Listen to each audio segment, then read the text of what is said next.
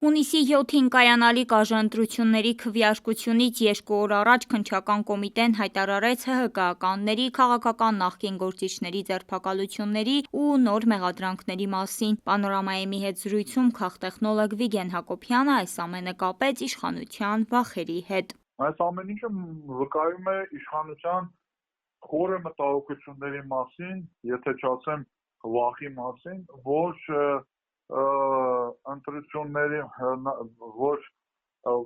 ընտրություններում եւ բախվելու պարագայում իշխանությունը ստիպված է լինելու դիմել, այսպես ասենք, որոշ ոչ ընտրական բաների, գործողությունների, այսինքն ընտրությունների արդյունքների վրա ներազդելու ինչ-որ գործողությունների, որը կարող է դուր չգալ հանրությանը եւ հանրությունը կարող է փողոց դուրս գալ, եթե համարի, որ իրեն խաբել են ընդհանուր առմամբ, եւ հիմա ես կարծում եմ իշխանությունը փորձում է մեկուսացնել այս ժամանակահատվածի համար առնվազն իր կարծիքով պոտենցիալ ակտիվ եւ ռեսուրս ունեցող մարդկանց։ Այսինքն դեռ այսօր վաղը սպասենք նոր ձերբակալությունների, մեղադրանքների։ Չեմ բացառում, որովհետեւ տրամաբանություն է գործողությունների իրեն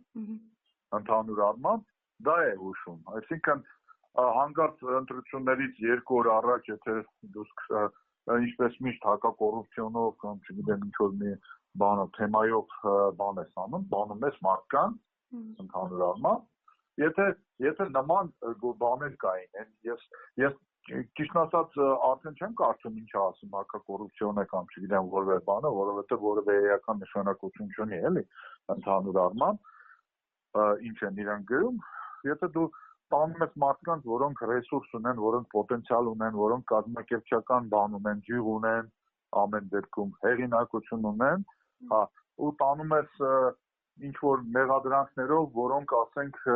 չեմ կարծում, որ օրինակ 5 ամիս առաջ դու չունեիր քո ձեռքի տակ, եթե այդպիսիք կան, եւ հենց հիմա է ստանում քաղաքական process-ի ամենաթեժ կետում, ու անպայման միշտ բոլորը ընդդիմադիր են, ապա դա նշանակում է, որ դու ունես կոնկրետ խնդիրներ, իշխանությունը ունի կոնկրետ խնդիրներ եւ իշխանությունը մտավախություններ ունի, որ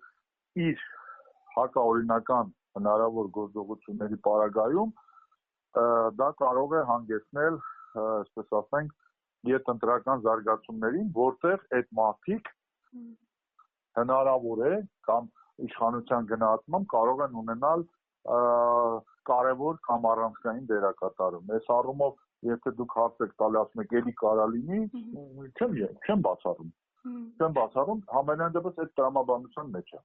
Ընդհանրապես ամենալավը իրենք գիտեն։ Որովհետև ամեն դեպքում իրենք ստանում են բավականին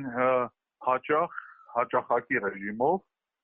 եւ ենթադրում եմ տարբեր աղբյուրներից հնարավորինս ճշմարտությանը մոտ սոցիոլոգիական հարցումներ եւ ես կարծում եմ այդ սոցիոլոգիական հարցումներն են, որ իշխանությանը նյարդայնացնում են այդպես։ Մենք երեկվա բանավեճում էլ դա տեսանք, չէ՞, վիճակը իրանց ընդհանրապես, մենք հասկանում ենք, չէ՞, որ սա վստահ իշխանության քայլեր չեն իրենց ուժերում, ու կարաս ասես, որ դու ունես 75% էլ, բայց քո քայլերը, այս բռնությունները, քաղբանտարկյալների այս բանը, ճամբարները, արդեն, իրենք ցույց են տալի, որ ինքն բանում վստահ չես, որ դու մտահոգված ես, որ դու ես բան ես, քեզ կոտորում ես, պատեպատ ես տալիս, սաղին սպառնում ես, սաղին վիրավորում ես, քաշ քշում ես կանանց փողոցներում, դա ցույց է տալիս, որ մարդը ինչ-որ բանի վստահ չի, էլի։ Այսպիսով քաղաքագետը հարկ համարեց ընդգծել, որ իշխանությունը հիմա փորձում է մեկուսացնել իր կարծիքով պոտենցիալ, ակտիվ ու ռեսուրս ունեցող մարդկանց։ Իսկ դուք ավելին իմանալու համար հետևեք Պանորամայեմին եւ բաժանորդագրվեք մեր ալիքին։